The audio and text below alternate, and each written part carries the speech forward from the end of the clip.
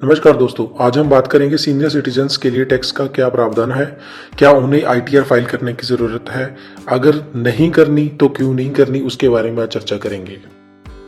आयकर अधिनियम 1961 के तहत सीनियर सिटीजन या ओवर सीनियर सिटीजन को इनकम टैक्स रिटर्न ना भरने की कोई छूट नहीं है। हालांकि सीनियर सिटीजन जिनकी आयु 75 वर्ष से ज़्यादा है, उनको राहत देने के लिए अनुपालन के बोझ को कम करने के लिए वित्त अधिनियम 2021 में एक नई धारा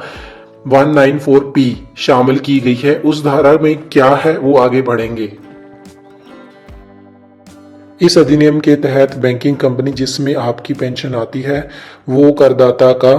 टैक्स है जो अपने लेवल पे काट सकता है। उसके अंदर इसका प्रावधान रखा गया है और इस प्रावधान के तहत कटौती करवाता है जो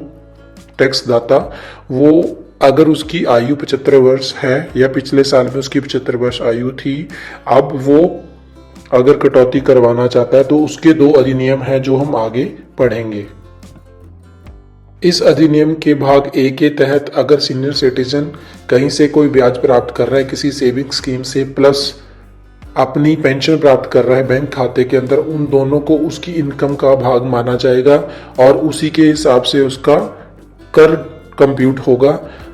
इसका बी पार्ट कहता है कि सीनियर सिटीजन को लिखित में उस बैंक को एक घोषणा पत्र देना होगा, जिसके बाद वो बैंक, उस स्पेसिफाइड बैंक जो है जिसके अंदर आपकी पेंशन आती है, वो आपकी इनकम में से उस स्पेसिफाइड अमाउंट को काट सकता है जो टैक्स के लिए अनिवार्य है। इसके बाद सीनियर सिटीजन को अपनी इनकम टैक्स रिटर्न भरने की जरूरत नहीं है।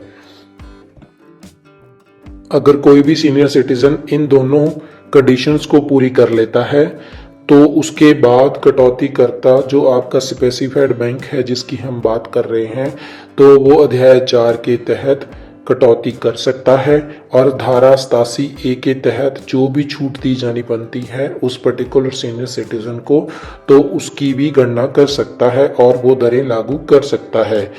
यदि कोई सीनियर सिटीजन इस तरीके से अपनी कटौती बैंक के थ्रू करवाता है तो उस केस में उसको पिछले असेसमेंट ईयर की इनकम टैक्स रिटर्न भरने की जरूरत नहीं है।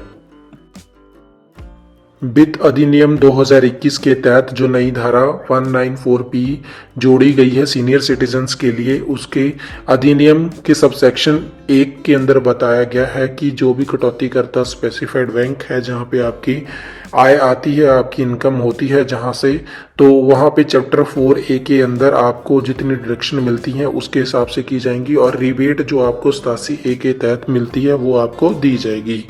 उसके अधिनियम के सेकंड पार्ट के अंदर बताया गया कि अगर कोई सिटीजन इस हिसाब से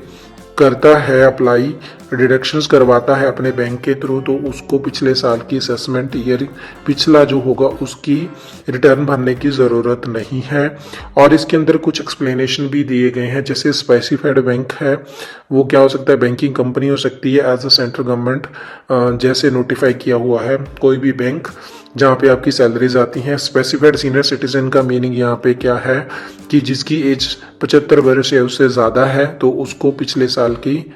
रिटर्न बनने की ज़रूरत नहीं होगी, जिसकी पिछले साल 75 वर्ष की आयु थी या अब वो उससे ज़्यादा हो चुका है, या उसकी जो इनकम का नेचर है वो आपका इंटरेस्ट जो आप कहीं से रिसीव कर रहे हैं